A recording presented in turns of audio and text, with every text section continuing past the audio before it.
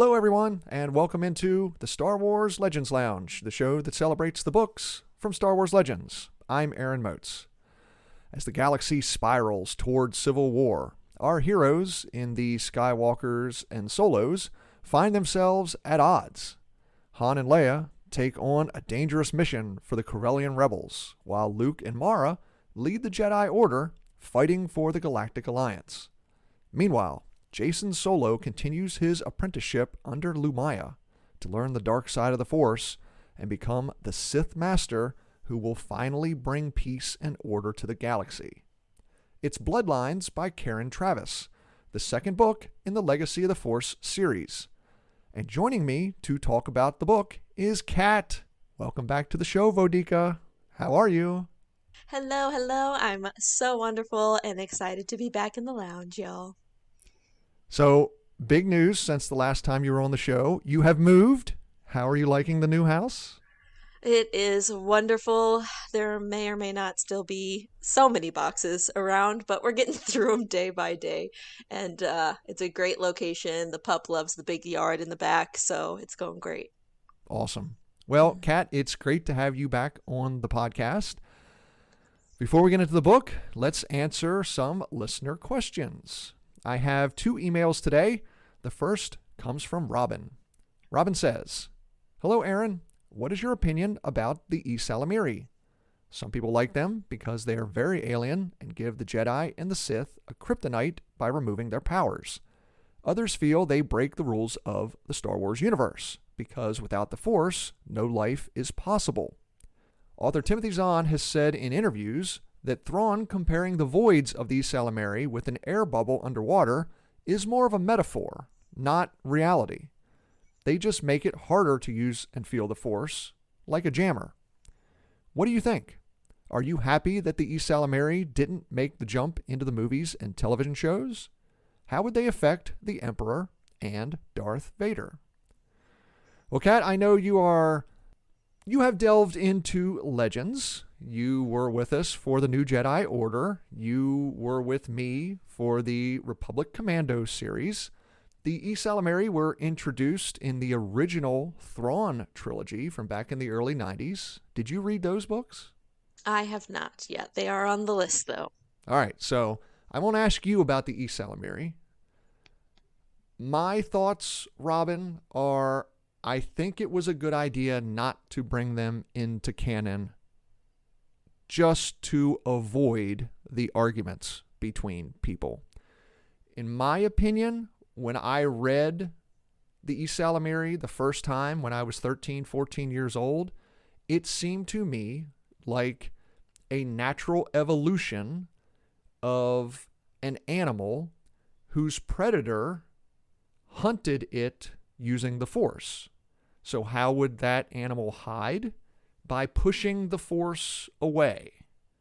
However, I do understand the people whose opinions are that kind of violates some of the rules of Star Wars. Mainly the teachings of Obi-Wan Kenobi and Yoda in the original trilogy, saying that life creates the Force. Through all life, you feel the Force. So, while the Ysalamiri in Legends work for me, and they do, I think it was probably a smart idea not to bring them into canon. I mean, they sound a lot like the Yuuzhan Vong in that way of creating something that gives the Force something to come up against. I mean, depending on Yoda's teachings and depending on like how into the Force you are, it seems like if you're feeling hard enough, it can solve a lot of issues. So giving it, an animal or like the alien race to Yuuzhan Vong to fight against, I think gives it another layer for that debate as to what does the Force really mean to each individual person. I kind of like that creation of story. I agree on some level. I will say those who do not like the New Jedi Order series as much as I do, and as much as I think all of us who read the series here on the podcast do, one of their biggest issues with it is how the Jedi cannot sense the Yuuzhan Vong in the Force. So I understand that, but it works for me. All right, our second email comes from Marcus, who says, "Hello there. Who do you think is the better pilot, Luke or Anakin? And who do you think is easier to work with in a squadron setting?" Marcus says that he thinks Anakin is the better pilot, but Luke would fly better as part of a squadron, better than his father would. Well, thank you very much for the email, Marcus. I personally think you hit the nail right on the head. I mean, I think from what we see in the films, Anakin was probably the better pilot than Luke. Anakin, however, was really only ever flying by himself or flying tandem with Obi-Wan in the fighter above Coruscant in Revenge of the Sith. Of course, we saw Luke fly with Red Squadron in A New Hope. I think it would be interesting to look and see how good of a pilot Luke could have become if he continued to fly as he became a full-fledged Jedi Knight and then later as a Jedi Master. The only time we see him actually flying the X-Wing after Return of the Jedi is landing on the Imperial cruiser at the very end of the second season of The Mandalorian. So I would like to see how good of a pilot Luke could have become, but as for what we have seen, I would agree. Anakin was the better pilot. Luke was a better teammate. Let's say that.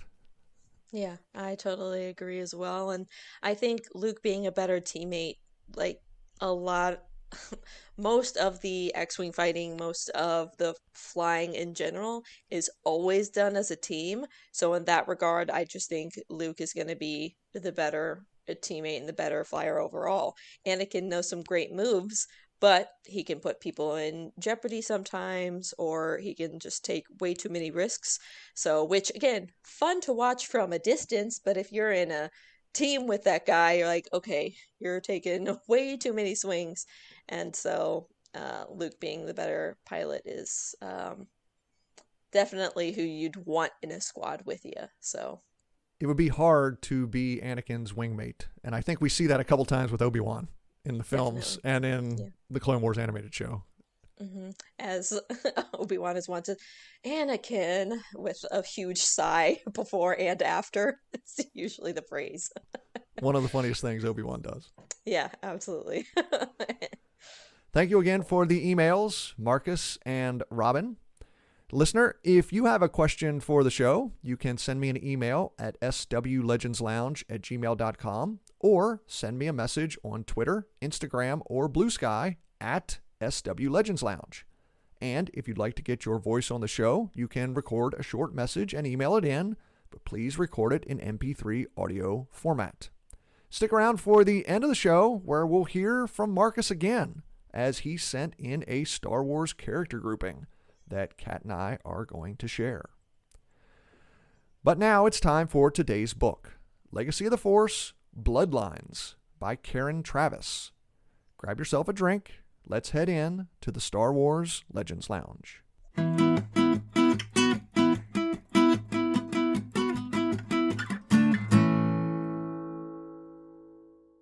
The story begins on Coruscant. Jason Solo meets with the Chief of State Cal Omas and Admiral Niathal. In the wake of the battle on Trollis and deactivation of Centerpoint Station, public sentiment on the capital planet is becoming more polarized. And following a string of terrorist attacks, it's only getting worse. Chief Omas and Admiral Niathal form a new secret police force called the Galactic Alliance Guard and put Jason in command of it, making him a colonel. Jason and Ben Skywalker begin picking recruits for the GAG and start planning raids on the Corellian neighborhoods of Coruscant. In Topoka City, Boba Fett meets with a Kaminoan doctor. He's dying. His clone tissue is decaying. And the doctor says the 70-year-old bounty hunter only has about a year left to live.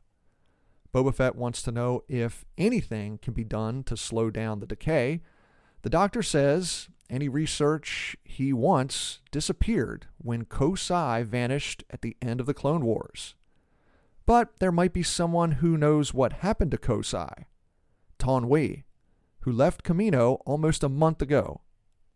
Fett agrees to find Taun We and bring her back alive for 3 million credits. He sends a message to one of his Mandalorian contacts. Time to begin the most important hunt of his life. Han and Leia receive a cryptic message from someone on Corellia. Sal Solo has put out a contract on you in reprisal for your son's actions at Centerpoint. Call me Jijin. They don't know anybody named Jijin, but they agree to a meeting. They're introduced to a young man named Dur Jijin, a member of the Corellian Democratic Alliance and an advisor to Thraken Sal Solo. Jijin says he'll try to find out the name of the bounty hunter Thraken hired to kill him if Han helps Corellia with something, removing his cousin from power. With Thraken dead, Jijin tells Han and Leia that Corellia's 3 main political parties plan to unite the system and oppose the Galactic Alliance. The Dark Man continues to haunt Luke Skywalker's dreams. He can't see his face, but he feels the Dark Man has something to do with Jason and his son Ben. Luke is becoming more uncomfortable with Ben's apprenticeship to his nephew. But Mara still believes Jason is good for Ben. He's the only person who's been able to get their son to feel comfortable using the Force. However, Ben and Jason's relationship is a growing rift between Luke and Mara. Luke agrees not to order Ben to return to the Jedi Academy, for now. But he's becoming more and more concerned with the tactics that Jason is using commanding the GAG. Jason is walking a tightrope with the dark side, Luke says. If he steps over that line, we have to get Ben away from him. On the planet Taurus, Boba Fett meets with his Mandalorian contacts. He receives information that Taun We was seen in the corporate sector. As Fett is about to follow the lead, he stopped by another bounty hunter, a young woman named Mirta Gev. Mirta shows Fett a necklace that his wife Cintas once owned. Mirta says she was hired by Fett's daughter, Aylin, to find the bounty hunter. His daughter wants to see him. Fett agrees to follow Mirta, but he has to find Taun We first. He allows Mirta to board Slave 1, and the two set a course for the corporate sector. Jason leads the Galactic Alliance Guard on several raids of the Corellian neighborhoods of Coruscant, rounding up people they consider suspicious or dangerous. Ben feels conflicted about the raids. He believes the GAG is doing good, protecting the residents of Coruscant by stopping future terrorist attacks before they happen. But he doesn't understand why both sides are so angry with each other. And he's getting more concerned about Jason. His cousin is becoming more brutal and militant in his command. But Jason is getting results. Like on their current mission, as the GAG rounds up more Corellians for processing, Ben gets a feeling that behind a locked door, two people are planning something big. The GAG SWAT team prepares to blow open the door when Jason steps forward. He uses the Force to invade the minds of the two people in the room, and they fall unconscious. On the way to the corporate sector, Mirta tells Boba Fett that she once met a clone who said he was at the Battle of Geonosis at the beginning of the Clone Wars. That's ridiculous, Fett says. With their advanced aging, any clone still alive would be over 140 years old. But Mirta says he was a clone. His name was Skirata, and he wore long, gray gloves. Fett is skeptical, but if what Myrta says is true, then the clone must have found Ko-Sai in her research to slow down the aging process. Luke confronts Jason about the methods he and the GAG are using to arrest and interrogate Corellians. Jason says he appreciates his uncle's concerns, but what he's doing is saving lives. Jason says he's just willing to do what Luke isn't, to root out the cause of these attacks and stop them, to stop the situation with Corellia from plunging the galaxy into yet another war. As Jason walks away from his uncle, Luke feels a presence, one he hasn't felt in almost 40 years. Lumaya, the Dark Lady of the Sith. The dark man Luke's been dreaming of isn't a man at all. It must be Lumaya, and she's got something to do with Jason. The search for Tanway in the corporate sector is a bust, but Boba Fett follows her trail to the Outer Rim world of Vohai. Fett sneaks into the headquarters of Arcanian Microtechnologies and finds the Kaminoan scientists. He orders Tanway to give him any information she has that can heal his deteriorating tissues. But Tanway has nothing that can help, except maybe some information. She tells Fett that Ko-Sai defected to the Separatists near the end of the Clone Wars. The rumor on Kaminoa was that she was tracked down by a group of clones and one of their Mandalorian trainers, Cal Skirata. Fett and Myrta are about to leave Vohai when he receives a message from Thraken Sal Solo, inviting Fett to Corellia. He has a business proposition for the bounty hunter. On Coruscant, the GAG interrogates a woman named Aylin Haber. She's a bounty hunter, and they found a small armory when she was arrested. But the woman isn't talking, so it's time for Jason to take control of the questioning. Jason asks Aylin who's her target. Is it Chief of State Omas? Is it Admiral Neothal? Is it another Alliance senator? But Aylin won't speak. She just sneers at Jason. So he uses the Force to slam her face on the table.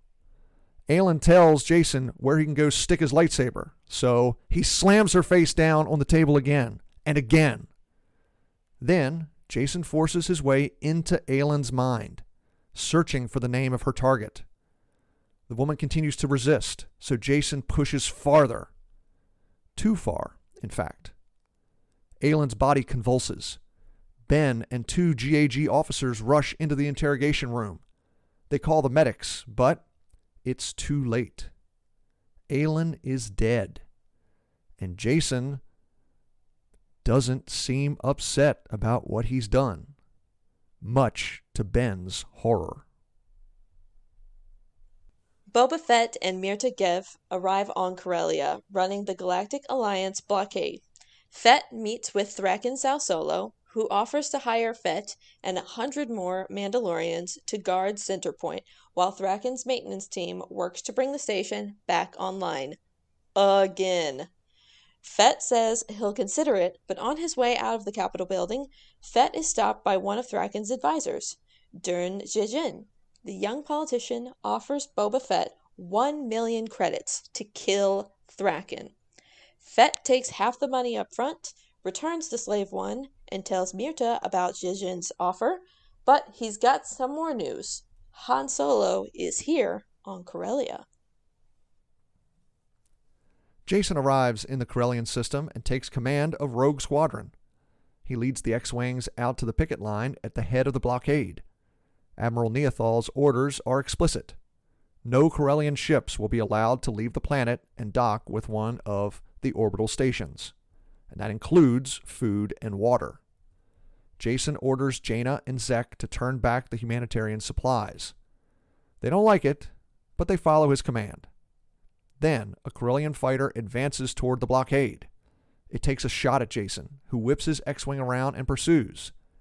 He comes up on the Corellian fighter's tail and fires. The fighter explodes. "Congratulations," Jaina tells her brother. "You've just fired the opening shots of the war." Han prepares to assassinate Thraken when he's interrupted by an old adversary, Boba Fett. Han jumps up, ready for another fight, when the Mandalorian, but Boba Fett says he's not here for the former smuggler. He's been hired to kill Han's cousin. They team up, and together with Mirta, the three of them infiltrate the palace. They confront Thraken, tackling him to the floor behind his desk. Han rips off his helmet and holds his blaster to his cousin's face. Han screams at Thraken to tell him who Thraken hired to kill him, but Mirta puts 3 shots into Thraken, killing him. "It's time to go," she says. "Security's coming." The 3 escape through the tunnels beneath the palace and call Leia for a pickup. Once on board the Falcon, Mirta says that Thraken hired Aelin, the woman she's taking Boba Fett to see. Rogue Squadron continues patrolling the blockade above Corellia, turning back any ship trying to bring supplies up from the planet. When another freighter advances toward one of the orbital stations, Jason orders his sister to turn it back. Jaina cuts off the freighter. It takes a shot, but she easily dodges and fires back, taking out one of the freighter's laser cannons. As the freighter turns back toward the planet, Jason orders Jaina to destroy it. "It's not a battleship," Jaina says, "and it's no longer a threat." But Jason is adamant. "I gave you an order, Jaina. Destroy it." "Colonel Solo," Jaina responds, "I am refusing your order." Immediately, Jason fires his torpedoes at the freighter. It explodes in a ball of fire. "What just happened?" Zek shouts. "Colonel Solo refused a direct order," Jason says over the squadron comm frequency. She's now suspended from duty. On Corellia, Mirta tells Han, Leia, and Boba Fett that she hasn't been able to reach Aelin, the bounty hunter who hired Mirta, but she knows that Aelin was hired to search for Han. The last time she heard from Aelin, the woman was headed to Coruscant to meet with a Corellian contact. When Han asks why he and Leia should care, Boba Fett says Aelin is his daughter, and he wants to see her. Leia gets on the holocom and contacts Jason. She asks her son if he's heard of Aelin Kabur. Maybe she has snatched up in one of the GAG's raids. Han, Fett, and Mirta can't hear what Jason says, but they all see Leia go pale. "I'm so sorry," Leia says. "Aelin Kabur died under interrogation." Immediately, Mirta screams. She whips out her blaster and fires at Boba Fett, but the shot goes wide as Mirta's blaster flies from her hand and she falls back onto the couch. Leia stands there, arms raised, holding Mirta down with the Force. "What are you doing?" she demands. Mirta says she was hired to bring Fett to Aelin so Aelin could kill him. Now Mirta says it's her responsibility. When Han asks why Mirta cares what Aelin wanted, Mirta says it's because Boba Fett ran out on his wife and daughter when Aelin was only a few months old, and because she is Aelin's daughter, Boba Fett's granddaughter. Jason meets up with his parents in secret and gives them Aelin's body. Han is disgusted at what his son did. When Jason said that Corellia started everything and he's trying to stop another war, Han says he doesn't know the man Jason has become, but he's not his son anymore. Han and Leia turn Aelin's body over to Boba Fett and Mirta, who decide to take her back to Mandalore for burial. The story ends in Lumaya's apartment on Coruscant. Jason tells the Sith lady that his entire family is turning away from him. Lumaya says it's necessary for Jason to continue his journey to becoming a Sith.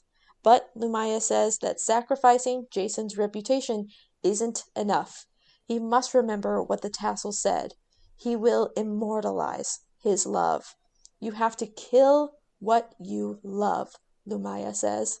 "Never," Jason thinks. "I will never kill Tenalkal and my daughter, Alana." Time to take a break. When Kat and I return, we'll talk more about Legacy of the Force, Bloodlines. I'm Aaron Moats. Stay tuned. You're listening to the Star Wars Legends Lounge.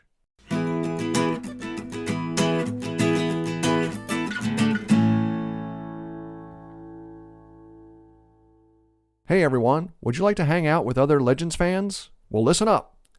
This year's Legacy Expo is coming up September 13th and 14th in Burbank, California. The Legacy Expo is a fan-run convention celebrating the books, comics, games, and all the other media from the Star Wars Expanded Universe.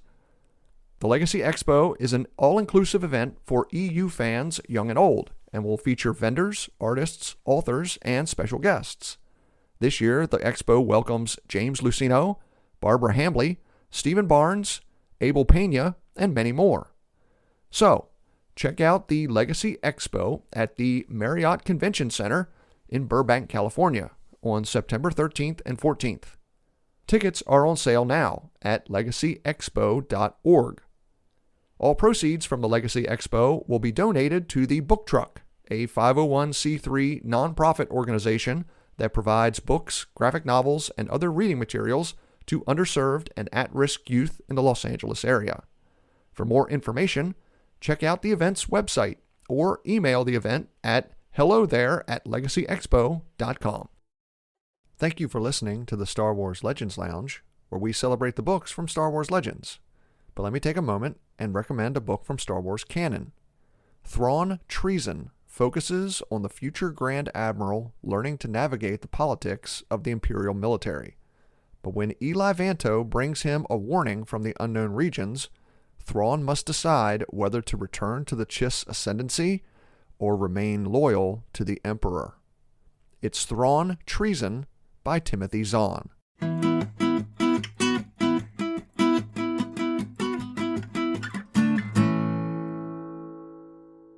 Welcome back to the Star Wars Legends Lounge, the show that celebrates the books from Star Wars Legends. I'm Aaron Moats, and today, Kat and I are talking about the Star Wars Legends novel Bloodlines by Karen Traviss, the second book in the Legacy of the Force series. Okay, Vodika, what are your overall thoughts on this book? And I guess on the first book in the series, the one that I talked about with Scott last week. Yeah, Jason, why? Jason, why? But also, I love Ben. Ben is developing so well. I'm so pumped for his storyline. I love Karen Traviss. She did all of the Clone Republic books that we had done. Yes, it was not a coincidence that I chose you having the second book in each of the three arcs of this story. See, listeners, he's always planning. Don't think he doesn't have a little bit of that Sith stealth in there, because he does. Yeah, I figured as much fun as we had reading the Republic Commando books, what was that, about a year and a half ago? Yeah. I figured I would give you the three Karen Traviss books because you seem to like those so much. She's epic. I think she does such a great job on writing dialogue, but also getting the inner thoughts mixed in with, okay, I said this out loud, but I'm thinking about this. Like a lot of Luke, I feel like his development is, I'm saying this out loud, but I have 10 fears that I'm not saying out loud. So I really like where this book line is going. I'm kind of with Scott in that it's sad to see how Jason is developing, but it's also kind of juicy. I kind of like it. Okay, so we'll start there first. We'll take this discussion. We'll talk about Jason and his family and why no one just wants to go up and punch him in the face for some reason and ask what he's doing. And then we'll talk about Boba Fett and the Mandos on the second half of the discussion here. I enjoy parts of this series. This will be the third time I've read the series. Nice. My one big criticism, and it is mostly here at the beginning of the series, because I think with the foreshadowing going on with Jason, people can kind of figure out where it's going to go. Yeah. I just don't believe, one, that Luke would allow his son to be around Jason this much. And two, I think Luke, Jaina, the other Jedi, on the nice end, let's just say they would hold an intervention for Jason. Absolutely. On probably more realistic end, they would just stop him. Yeah. That's just the one part of this series. I guess the biggest part of this series is just, it doesn't work for me. Yeah. Yeah, I'd agree. Jaina is his twin. And while I think the Vong War definitely changed him in ways that they are still trying to understand, Oh, I Scott and I can talked about it on the last episode. It broke him. There is something broken in Jason.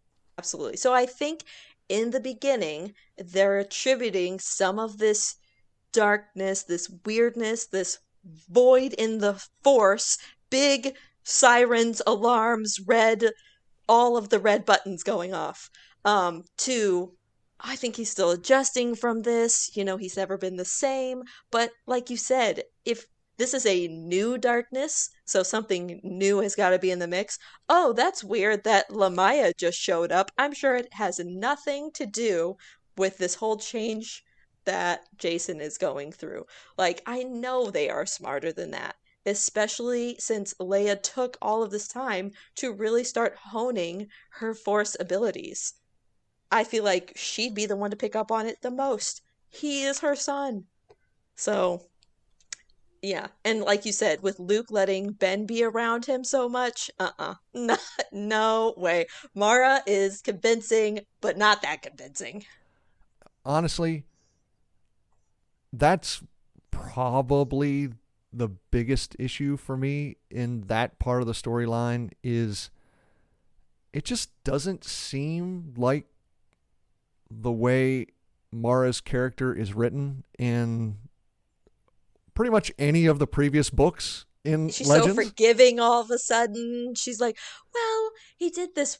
I mean, he brought him out of his shell. Let's give him the benefit of the doubt. She is not a benefit of the doubt giver at all. No, it's at times it's difficult to read. However, now that my criticism is out of the way, let's look at it from the point of view of the people who really do enjoy this series. Jason's fall to the dark side is very reminiscent of his grandfather. He talks about his grandfather, and his fall really is similar. Anakin wanted to bring peace and order to the galaxy. Jason believes the galaxy needs order brought to it in order to create a peace. And also, both of them had forbidden loves that they are trying to protect. If you really enjoy Anakin's story in the prequels, I absolutely can see why you love Jason's story here in The Legacy of the Force. How about you, Kat? Yeah, I feel very similarly. It's also good to take a look at it through this later lens where we have our heroes. They're on the older end of the spectrum, Han, Leia, Luke, and Mara, and them interacting because they never got to interact with Anakin and that storyline. They only got the aftermath of Vader. So seeing them be able to interact with the beginning story for Jason and seeing their concern is definitely a new lens that I really like. I also, as much as I feel like Luke and Mara probably would not leave Ben in his presence for this long, I also like the addition of Ben being around to see this side of Jason because it gives the same lens as Ahsoka seeing kind of the questionable things that Anakin was doing early on in the Clone Wars. We're getting that Ben is Jason's kind of apprentice. I mean, he even at one point started wearing the braid. And so he wants to have full belief in his master. He has kind of those naive, bright eyes of he's making the right decisions no matter what. And so then we're getting those inner thoughts once Jason does start making more and more questionable decisions of, I don't think this is what the Force is to be used for. And while I see where he's coming from, like Ben is starting to develop on his own his feelings on the Force and how he's interacting, like with the young Corellian mechanic and with all of those different Corellians, and him kind of forming that opinion of why are these two sides mad at each other? Like, I get it. I get being angry, but mad enough for a war? That's crazy. Yeah, my two favorite scenes and storylines in the story revolve around Ben. Mm-hmm. You just mentioned the one. Ben takes it upon himself to just walk out into one of the Corellian neighborhoods, and he stops at this garage and he talks to a young mechanic and members of that young mechanic's family. And he asks the young mechanic why he hates the Galactic Alliance. Because you're still living here on Coruscant with everybody else. Why do you want to hurt us? And the answer is because you guys are trying to hurt us. You know, there really is no good reason as to why both sides hate each other. That was one of my favorite parts of the book. And then the other one, as terrible as it is, the hardest scene to read in the book, in my opinion, is Jason's interrogation of Aelin and his murder of Aelin, because that's what it is. It's torture and murder. Yeah. But it's Ben and the one GAG's captain's reaction to Jason. This is the first time that Ben really looks at Jason and wonders, are we doing the right thing? Because what you just did was not right. It was evil. Mm-hmm. Kat, you mentioned about how Ahsoka saw some of the things that Anakin did during the Clone Wars animated show. The one thing we didn't get in the animated show, though, was just a point where Ahsoka was so horrified with something that Anakin did that it made her question the path that Anakin was on. Right. Yeah. That's why I think this is my favorite part of this story. Mm-hmm. Yeah. We're getting such a, like I said, a better in-depth look at Jason taking step by step by step down to the dark side, and just how his rationalization of it, and then Lumaya's kind of machinations behind it, and then, Ben coming in with fully fresh eyes of, you've been teaching me X, Y, and Z for this many years. You've been teaching, patience and kindness and all of what he believes to be good things through the Force. And then he sees his master do something unequivocally without training. I know that that's evil. And kind of trying to then go back and see, where did this part of Jason come from? Where did I lose this? Because for me, still, in that first book, whenever Jason changes his memory, like totally wipes it, I was appalled. I could not. That was so surprising to me. I had to put the book down for a minute and be like, did I just read what I just read, kind of situation. So then going into this book of how much more is he gonna manipulate Ben is both fascinating and terrifying to kind of see the repercussions. And thankfully, Ben is starting to be on the other side of, I don't feel comfortable with this. And then Jaina with the, what do you mean we have to kill them? They have no weapons. They just got food and people. And having to kill that transport ship too. I mean, it's interesting to see them all get that realization that we had a little bit in book one and their reactions to it. Seeing Jason through Ben's eyes is my favorite part of Jason's storyline. Yep. Because Jason's inner thoughts, his rationalizations, his logic for wanting to become a Sith, in my opinion, don't make a whole lot of sense. And for someone who we read as extremely thoughtful at the beginning of the New Jedi Order series, now, of Yes. course, like we said, he was captured by the Yuuzhan Vong. He was tortured physically and mentally. He was tortured by Vergir.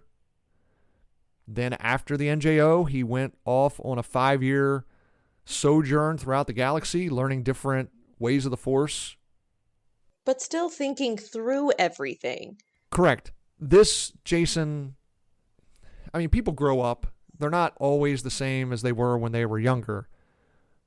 But the way Jason thinks now seems 180 degrees Mm-hmm. from the way Jason's thought processes worked when he was 16, 18, 20 years old. Mm-hmm. And I think even if there was a scene, and maybe I just haven't gotten the meat of it yet, of him saying, that old me, that old way of thinking never got me anywhere. Like it got me captured, it got me tortured, it got me to, learning all of the things, but what is it all if I can't use it to immediately restore peace? I think that's one of the bigger parts of the Sith as well, is things aren't happening fast enough. You need to make them happen right now today.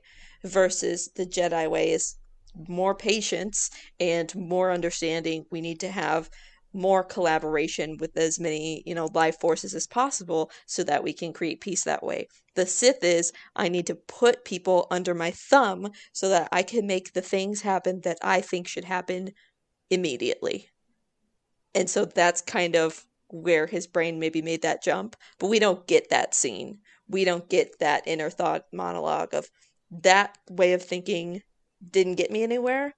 I'm going to try this instead, which again doesn't sound as true to his character either, but at least that would help, I think, in the explanation a little bit. So, last question. Is there going to be a point where Ben himself says, I can't be around my cousin anymore? Yeah, I think that would be a great move for him. I think that there are definitely breadcrumbs here that he's questioning Jason in his mind. He questioned him out loud after the questioning of Aelin. Uh, he questions him outright, and so I think we're going to get more and more breadcrumbs. The interesting part will be Jason's reaction. Is he A, going to try and mind wipe him again? B, try and explain his methodology to him and maybe try and say, hey, you still got to be my apprentice, but now we're trying to save the universe through the Sith means? Or is it going to be, hey, Lumaya, take over the training here? I think it can go in so many different directions, but I'm hoping that Ben is kind of going to be the one that can break through some of those thoughts for him. All right. As I told Scott on the last episode, this is only the third time I've been reading this series. The last time I read it had to be 15, 16, 17 years ago. I remember the real big things that happen. I do not remember everything that happens. So Sure. it'll be interesting to see because I don't remember. Are there any? I know a couple things about Jason. I don't really remember what Ben does in this series. Gotcha. So that's good. That'll be interesting. Do you remember any parts in the first or second book so far that were kind of happy or sad surprised? I remembered the tassels, Mm-hmm. and I remembered Boba Fett meeting Myrta, and I remember Myrta telling Boba Fett that she was his granddaughter. I remember those parts. Yeah, I could definitely say I was like, she is a family member. like part of me was like, is this Aelin just with a different name? But I feel like he might recognize her. But I knew there was some family relation in there. Yeah. That was a. I hate to say it because it's the most awful scene in the book, but Jason's interrogation of Aelin was kind of a cool surprise for me because I had forgotten all about that. Mm-hmm. Yeah. So that was kind Yeah. of cool to reread that almost Yeah. with fresh eyes, Right. Yeah. and That's just a good scene to do feel it. the same revulsion for Jason, what Jason did that Yeah. Ben saw. Yeah. So I think that's another thing that Karen Travis is so good at is you feel exactly what she's writing on that page. And like just in this book, Jason gives me the heebie-jeebies so much. And I feel like Ben's starting to get some of those hinky feelings about him. So she's writing that in like I just the hairs on the back of my neck stand up anytime Jason starts to show up and ugh, it's good writing. all right, Kat, I've made you wait long enough. I know you want to talk about clones. Um, My loves. the Boba Fett storyline with Murta Gev. We hear that Murta had met a clone that called himself Scarada. Scarada. Tan Wei tells Boba that after Kosai had left Kaminoa at the end of the Clone Wars, she was pursued by a group of clones led by a former Mandalorian. Well, I guess he's not a former Mandalorian, but one of the Mandalorian trainers, Cal Scarada. Yeah, we were So, there. how I excited were you when you saw these names pop up in this story? I was giddy. You know me. I was giddy and I looked up. I was like, "Aaron, you know what you're doing. How dare you get me like this?" He really is the greatest friend. Everybody friend him immediately and Ha! I mean, he knows me too well. I don't know if I'm that easy to read, but I was pumped. I was like, "Scarada, my man." Um, and now I'm all in on who is the clone with the gray gloves. I don't know. Oh, I you just don't? no. Uh, I don't there remember. was some foreshadowing in the series that we read. I believe you. I'm really bad with hints and foreshadowing. All I think right. my brain just likes to dump information until it's like you did know this and it's so juicy after the fact. Yeah. And yeah, I didn't want to do too much research into it because No, I no, didn't. no, no. You want to be surprised. You want to be surprised. Yeah. So I think my brain tries to surprise me by forgetting certain details and then Mhm. it'll bring them up and you knew this the whole time. Yeah. See, this was another part that I didn't remember, but as Mm-hmm. soon as I read it, it clicked back in my head, Mm-hmm. and I thought, "Oh, wait a minute. Wait one She saw a momento. clone with gray gloves. Mm-hmm. Mm-hmm. The Mm-hmm. gray gloves are a clue. I remember what the gray gloves were." Yeah. Um, and then the other thing that was really exciting, a mention of Kadika. Yeah, that was awesome. So Darman and Atane's son is still alive. Yay, Kadika. Yeah, it's He would be approximately, what, close to 60 right now? He'd be like in his late 50s, I believe. yeah, that sounds right. But that is super super exciting. I'm pumped to see what other little hints and clues and tidbits we're gonna get. So I'm focusing in on the all of the clone details I can now and really trying to dig back in and find it. So I So, guess the question is if Scarada's clone family really did learn how to slow their aging process, mhm. What a could great Darman tie. still be alive? Oh my God. That seems too much hope for my heart to take. Okay, I don't think I can quite keep it. I mean, Kadika is one thing, and I'm gonna hold on to that for dear life. And I think it was such a good um kind of seeing these two lenses of, you know, this civil war that's, brewing and little moves are taking place and it's getting closer and closer. And you also, I mean, I think they do a great job in bringing Boba in. And I think every time they're like, this person is a hardened mercenary. And they're like, but look at the hardened heart of the mercs and watch it break open.